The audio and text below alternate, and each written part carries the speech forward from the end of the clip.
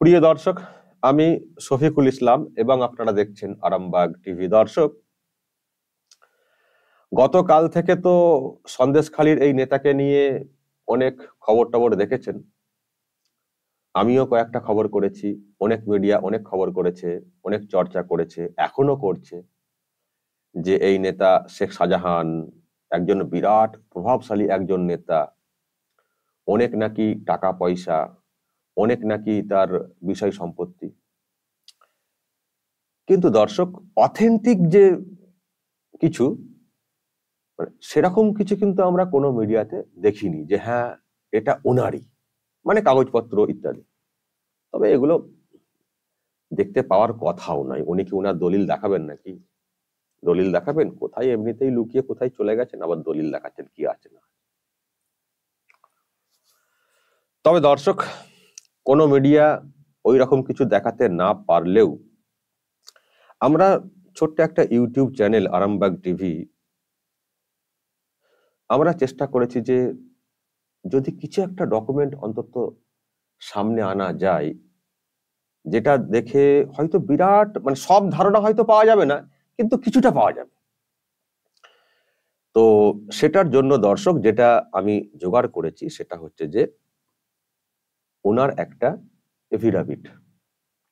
যেহেতু উনি পঞ্চায়েত ভোটে লড়েছিলেন, প্রার্থী হয়েছিলেন, তো ভোটে লড়তে গেলে নির্বাচন কমিশনে একটা এফিডাভিট জমা করতে হয় নিজের বিষয়ে।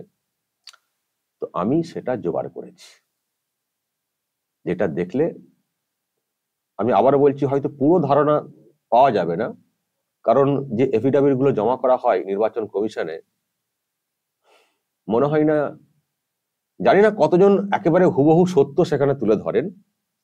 আমাদের যেটা ধারণা হয়েছে যে যা আছে তার একটা অংশ জাস্ট ওখানে আর কি তুলে ধরা হয়, তবুও তো সেখানেই বা উনি কতটা কি উল্লেখ করেছেন ওনার বিষয় সম্পত্তির, সেটা জানতে পারা যাবে। এবং ওনার উনি উনি যে একজন বিরাট একজন প্রভাবশালী নেতা, উনি নাকি অনেক সব কাণ্ড ঘটিয়েছেন, মার্ডার করিয়েছেন, জোর জুলুম নাকি অনেক করেন, এই যে কথাগুলো বলা হয়, তো ওনার নামে অ্যাকচুয়ালি এখনো পর্যন্ত কটা কেস টেস রয়েছে। আর উনি এত বড় নেতা হয়ে গেছেন, পদে রয়েছেন, ওনার শিক্ষাগত যোগ্যতাই বা কি, ওনার আয়ের উৎস কি, ওনার ব্যাংক ব্যালেন্স কত, সোনাদানা কত, গাড়ি বাড়ি কি আছে, জমি জায়গা কত, মানে এই যে বিষয়গুলো দর্শক, এইগুলো নিয়ে আমাদের একটা কৌতূহল থাকে, তো আছে এখনো। তো আমার তো থাকেই, প্রথম থেকেই ছিল, যখনই নামটা উঠে এসছে এই এরকম নেতা অনেক কিছু আছে, তখন থেকেই আমি কিন্তু খোঁজ করছি যে অথেন্টিক কি আছে। গল্প তো আমরা অনেক শুনছি, কিন্তু অথেন্টিক কি আছে। তো অথেন্টিকের কথা ভাবতে গিয়ে আমার এটা চলে এলো মাথাতে যে উনি তো প্রার্থী হয়েছিলেন, মানে পঞ্চায়েত ভোটে লড়েছিলেন, সুতরাং একটা তো ডকুমেন্ট থাকবেই। হয়তো পুরোপুরি তাদের থাকবে না, কিন্তু মানে কিছুটা থাকবে, যেখান থেকে আমরা ধারণা পাবো, বা এফিডাভিট দেখে হয়তো আমাদের মনে প্রশ্নও তৈরি হবে, সেই প্রশ্ন আমরা হয়তো তুলতে পারবো। তো সেই জন্য দর্শক ওটার খোঁজ করা। তো আর বেশি না বকে আপনাদেরকে একটু দেখাতে শুরু করি সেখানে কি সব উল্লেখ করা হয়েছে। তবে দর্শক, আমি শুরুতেই বলে নেব, এটা আমি পেয়েছি, আমি কিন্তু একেবারে নিশ্চিত বলতে পারবো না যে হ্যাঁ উনি, মানে এটাই হচ্ছে ওনার এবারের এফিডাভিট। এবারে তারিখ রয়েছে, কিন্তু জানি না, আজকালকার যুগে তো অনেক কিছু তো হয়, মিসগাইড করার জন্য তো অনেক কিছু ডকুমেন্ট তো সামনে আনা হয়। তো দর্শক, আপনারাও একটু চেক করে নেবেন যে এটা সত্যি মানে ওটাই কিনা, মানে ওনারই জমা করা এফিডাভিট কিনা, একটু চেক করে নেবেন আপনাদের যাদের যা সোর্স রয়েছে। এই হচ্ছে কপি। উনি পঞ্চায়েত ভোটে প্রার্থী হয়েছিলেন, নির্বাচন কমিশনে এফিডাভিট জমা করেছিলেন, ছোট্ট একটা অংশ, 3টে পৃষ্ঠার। আর এই যে এফিডাভিট যে কপি আমি দেখছিলাম, মানে এটা কিন্তু ওই রকম নয় যে ওই বিধানসভা লোকসভাতে যেভাবে ডিটেলস লিখে জমা করতে হয়, এখানে কিন্তু ওই রকম দেখছি না, ছোট্ট করে। মানে লোকসভা বিধানসভাতেও যেরকম সব এফিডাভিট জমা করা হয়, মানে যেসব দেখে শুনে আমাদের মনে, মানে আমাদের মনেই সব প্রশ্ন জাগে, কিন্তু তারপরেও তো দেখি না যে সেই সব নিয়ে কমিশন কোনো প্রশ্ন করেছে বলে। এত অসঙ্গতি আমাদের চোখে ধরা পড়ে, তারপরেও তো দেখি না তাদের বিরুদ্ধে কোনো ব্যবস্থা হয়েছে বলে। ফলে এগুলো যে কি গুরুত্ব রয়েছে কমিশনের কাছে, আর কেনই বা গুরুত্ব দেওয়া হয় না, প্রশ্ন মনে জাগে। তবুও যেহেতু মানে সাইটে দিয়ে দেওয়া হয়, সেটা আমাদের দেখতে সুবিধা হয়, আমাদের জানতে সুবিধা হয় মানুষ হিসেবে, এটা কাজের কাজ করে নির্বাচন কমিশন। কিন্তু আমাদের একটা দাবি থাকে যে এগুলো মানে খুঁটিয়ে দেখা হয় না, যে যেগুলো দেওয়া হচ্ছে সত্য না মিথ্যে, আর মিথ্যে দিলে কেন তার বিরুদ্ধে ব্যবস্থা হবে না, বা ওখানে কোনো অপশন থাকবে না যদি আপনার হলফনামাতে এফিডাভিটে যদি কোনো অসঙ্গতি ধরা পড়ে তাহলে কিন্তু আপনার প্রার্থীপদ ক্যান্সেল হয়ে যাবে, এরকম একটা কিছু বলে দেওয়া হয় না? কেনই বা হয় না বলে দেওয়া? তাহলেই তো আরো তো সত্য ডিটেলস তো প্রার্থীরা দেবেন, নাহলে তো এরকম সব চাপা দিয়ে চেপে চেপে খানিকটা জাস্ট নাম কাগজে তারা দেবেন, তাই না? তো দর্শক, যাই হোক, উনি তো খুব ইমানদার বলে দাবি করেছেন, বেইমানি করেন না ইত্যাদি বলে আমি দেখছি মিডিয়াতে সব কথাটা বলেছেন, অন্যায় করেন না। তো উনি কি শো করেছেন দর্শক দেখুন। প্রথমেই আপনাদেরকে দেখাবো ওনার নামে কেস কাভারি কিছু আছে কিনা। দেখুন দর্শক, না না না না না না, ওনার নামে কোনো কেস টেস পেন্ডিং তমক কিছু নেই। আচ্ছা, এটা তো হচ্ছে বকেয়া। দেখুন দর্শক, এই যে প্রথমে কেস কাভারি ব্যাপারটা বলছেন যে উনি খুব প্রভাবশালী নেতা, মার্ডার করেছেন, অমক করেছেন, তমক করেছেন, কিন্তু ওনার নামে কোনো কেস টেস্ট নেই। দেখুন সব যদি না দেখছি, মামলা নাম্বার না, অমক নাম্বার না, আইনের ধারা অপধারা বিবরণ, মামলা নাম্বার না, কিচ্ছু নেই। বিচারাধীন মামলা, আমার বিরুদ্ধে নিম্নলিখিত বিচারাধীন মামলা নেই, তারপরে সাজাও নেই, কিছু নেই,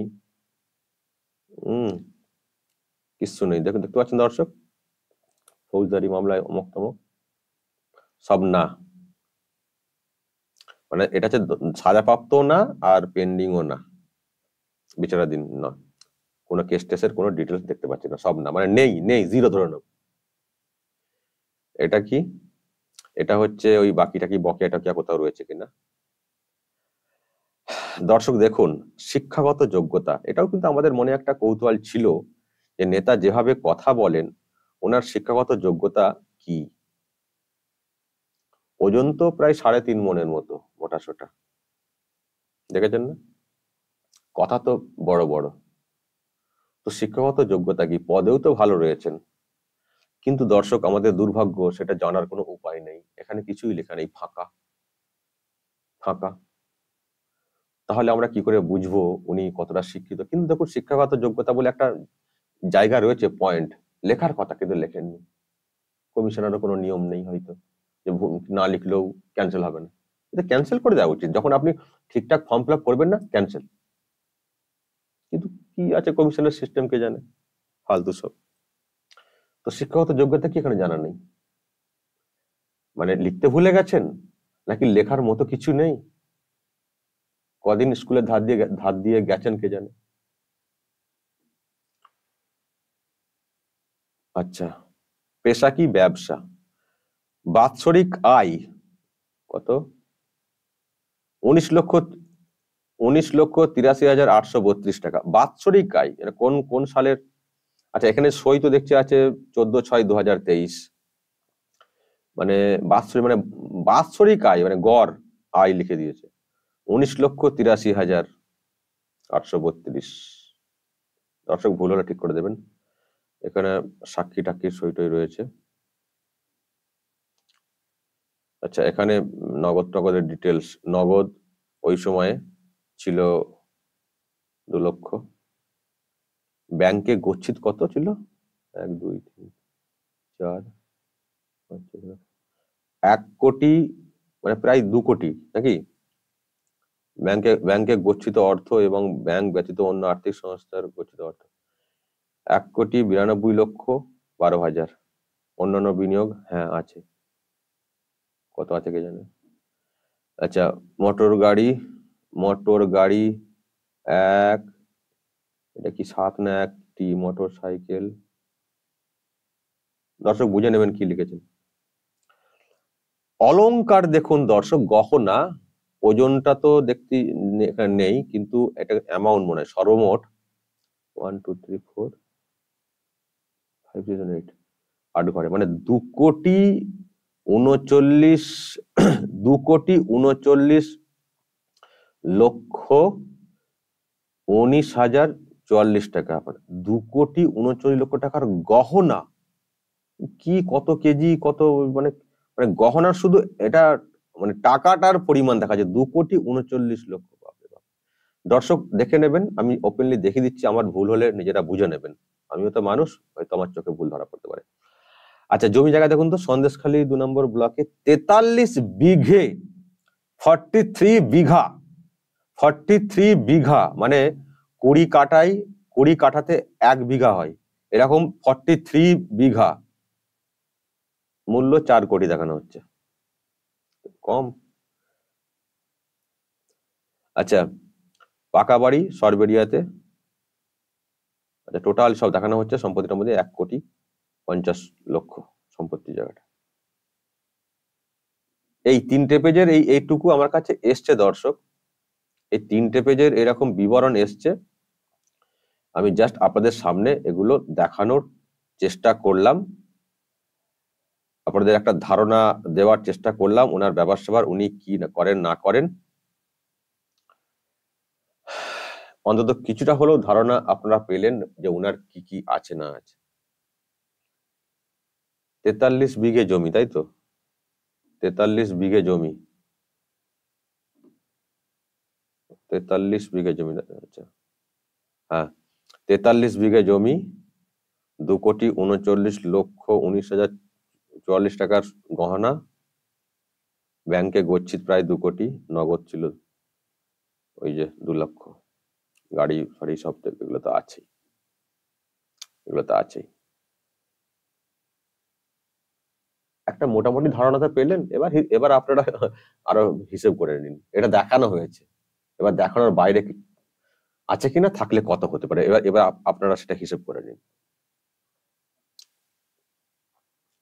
কিন্তু কোনো কেস নেই, আর শিক্ষাগত যোগ্যতাতেও কিছু লেখা নেই, কোনো কেস নেই, বার্ষিক ইনকাম 19 লক্ষ না কত বললাম সামথিং। সত্যিই কিন্তু টাকা পয়সা আছে, মানে এফিডাভিট দেখেই মনে হচ্ছে টাকা পয়সা, জমি জায়গা সম্পত্তি আছে, প্রচুর আছে, শুধু এই এফিডাভিট, ছোট্ট একটা এফিডাভিট দেখে মনে হয়েছে। এবার যেটা বললাম, এবার কত গোপনে আছে, কত বেনামে আছে, কত বিদেশে আছে, কত দুবাইয়ে আছে, বাংলাদেশে আছে, কে জানে, কে জানে। যখন ধরা পড়েন না তখন কিছু জানা যায় না, ধরা পড়ার পরেই সব দেখবেন সাম্রাজ্য, মানে এখনই আমি এফিডাভিট যা দেখছি, ধরা পড়লে যে কি সব সামনে উঠে আসবে কে জানে, আমি তো আতঙ্কে আছি, আমি তো আতঙ্কে আছি। সত্যিই কিন্তু উনি শাহজাহান, মুঘল সম্রাট, একেবারে সাম্রাজ্য চালান, এটা মোটামুটি একটা আন্দাজ করা যায়। দর্শক কি বলবেন, আমি আবার বলছি, এটা আমার কাছে আসা, যদি এই এফিডাভিট মিথ্যা হয় সেটা আমাকে একটু বলে দেবেন, ভুলটা ধরিয়ে দেবেন দর্শক, আমি পেলাম জোগাড় করে অনেক কষ্টে। আর যা দেখলেন, যদি এইসব নিয়ে কিছু বলার থাকে অবশ্যই বলবেন, কমেন্ট বক্সে নজর রাখবেন, আর আমরা